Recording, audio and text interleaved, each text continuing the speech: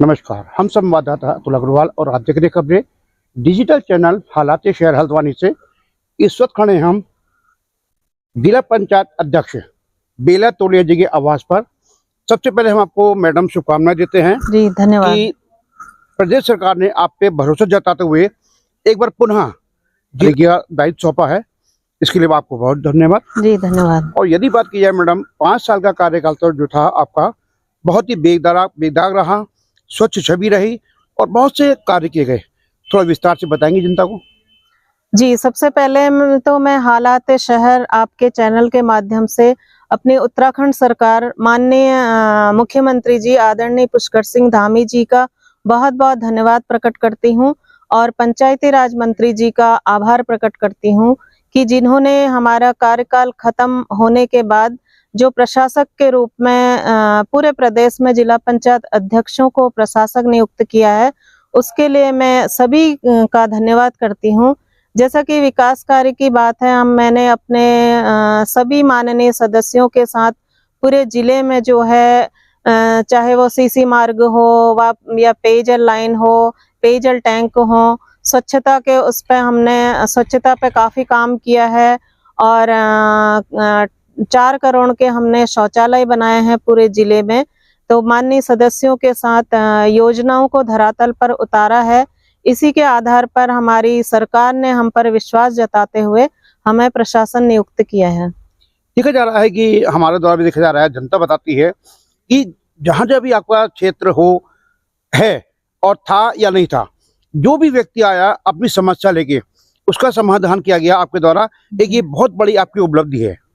जी, मैं पूरे अपने जिले की जनता का आभार प्रकट करती हूँ जिन्होंने मुझे विश्वास जताया और अपनी भारतीय जनता पार्टी का धन्यवाद करती हूँ जिन्होंने विश्वास जताकर मुझे अध्यक्ष पद पर उतारा, अध्यक्ष पद पर बिठाया। मैं पार्टी का धन्यवाद करती हूँ और अपने क्षेत्र की जनता का आभार प्रकट करती हूँ जिन्होंने मुझ पे विश्वास जताकर मुझे यहाँ तक खड़ा करा और मैंने जो भी मेरे पास आया मैंने अपने अनुसार उन सभी के कार्य किए और जिनके नहीं हो पाए हैं आज प्रशासक के रूप में हमें दोबारा बिठाया गया है, तो मैं उन अधूरे हुए कामों को अपने जनप्रतिनिधियों के प्रस्तावों के आधार पर उनको पूरा करूंगी। वही जनता आपके जो एक बहुत ही बड़ा संकट देश पाया था कोरोना काल, उस वक्त जो आपके द्वारा बहुत ही सराहनीय कार्य किए गए, जनता आज तक उसको भूली नहीं है।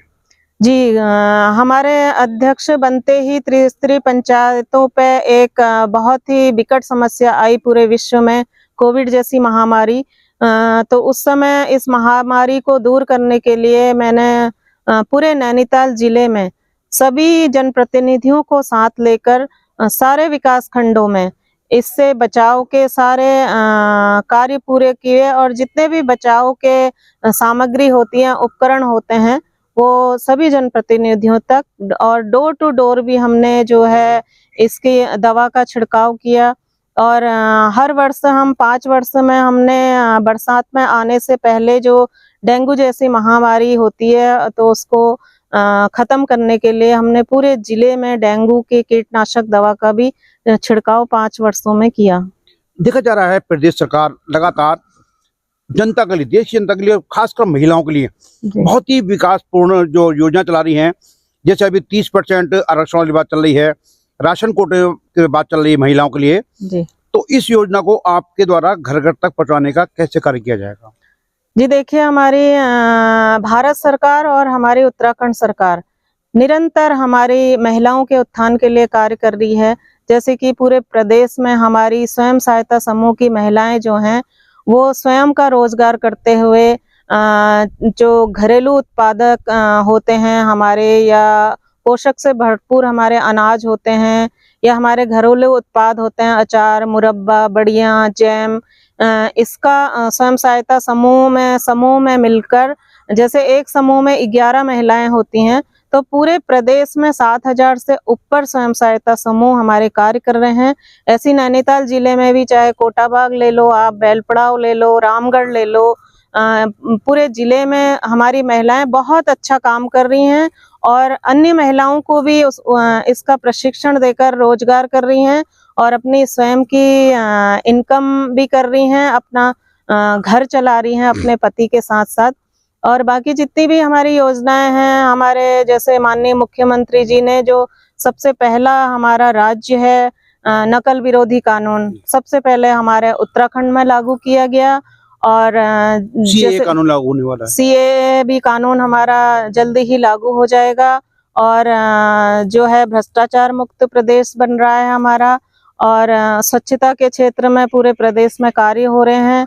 और हमारी बेटियों के लिए जैसे उज्ज्वला योजना, गौरा धन योजना, कई योजनाएं हमारी बेटियों के लिए भी शिक्षित होने के लिए बहुत योजनाएं हमारी सरकार द्वारा हो रहे हैं। बेला जी बात की जाए, जैसे आपको प्रशासनिक एक दायित्व सौंपा गया है जिला पंचायत अध्यक्ष का, इसके कुछ महीनों बाद चुनाव होने वाले हैं, जो नगर निकाय चुनाव हैं, फिर पंचायत राज चुनाव होंगे, तो क्या इसमें फिर एक भागीदारी होगी?